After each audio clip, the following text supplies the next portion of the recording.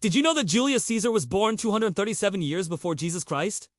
That's almost 2,000 years ago, and yet we still talk about him today. He's been played by many actors, from the famous Marlon Brando to the great Shakespeare. But who was this mysterious man, and why do we still care about him today? Well, Gaius Julius Caesar was born in 100 BC in the city of Rome. His family was old and noble, but they weren't super rich or powerful, more like the middle class of ancient Rome.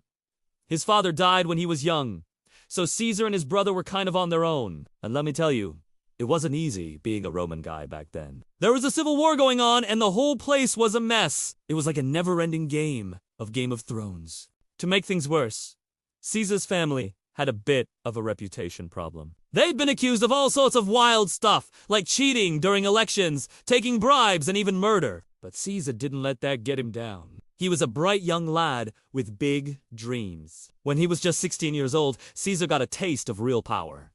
When he was sent to Asia to represent Rome in a legal case, he was a natural in court, and everyone, including the judge, loved him. When he was just 25, he became the military tribune of a Roman army and took part in the Third Mithridatic War. He showed bravery and leadership, and everyone respected him. Later, he got the chance to show off his skills again in Cyprus, where he successfully defended the island against invaders. Caesar returned to Rome as a hero. But even though he was famous and wealthy, he wasn't satisfied. He wanted more. He craved power. But here's the thing. To be successful in politics in ancient Rome, you needed connections. Lots of influential friends who could help you climb the ladder. And guess who had those connections? Marcus Junius, Brutus. Yeah, that Brutus.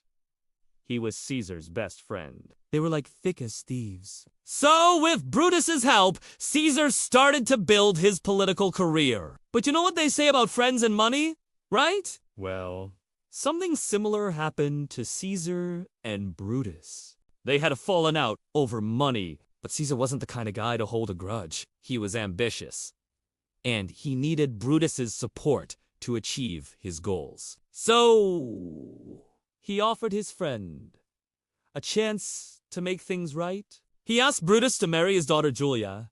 It was a great opportunity for Brutus and his family, and he couldn't refuse. The wedding was a lavish affair with lots of partying and celebrating. It was clear to everyone that Caesar and Brutus were back on good terms. But little did they know that this friendship was about to go down in history. Caesar kept climbing the ladder in Roman politics, and eventually he became governor of a province called Gaul, which is now France. He spent nearly 10 years there, conquering new lands and making Rome richer. He wrote about his adventures in a book called The Commentaries on the Gallic War.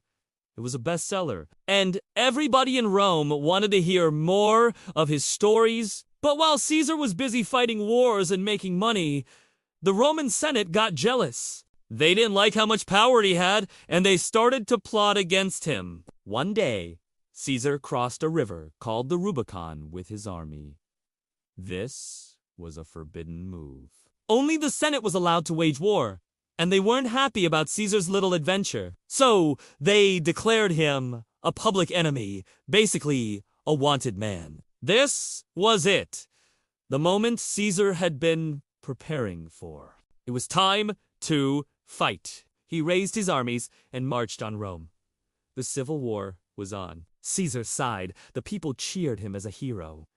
His soldiers loved him. But the senators, well, they weren't too happy. They were losing power, and they were scared. On March 5th, 1044 BC, also known as the Ides of March, a group of senators, including Caesar's best friend, Brutus, attacked him and stabbed him more than 20 times. Caesar was taken to the Senate, where he died. His last words are said to be, "Et tu, Bru," meaning, "You too, Brutus." The people of Rome were shocked. They couldn't believe that someone would kill the great Caesar. The Republic was never the same again. Just a few years later, Caesar's adopted son, Octavian, became the first Roman emperor. And that's the story of Julius Caesar, the legendary leader who changed history forever. If you want to know more about ancient Rome, don't forget to subscribe for more updates. Until next time, remember, Rome wasn't built in a day, but the Colosseum was built pretty fast.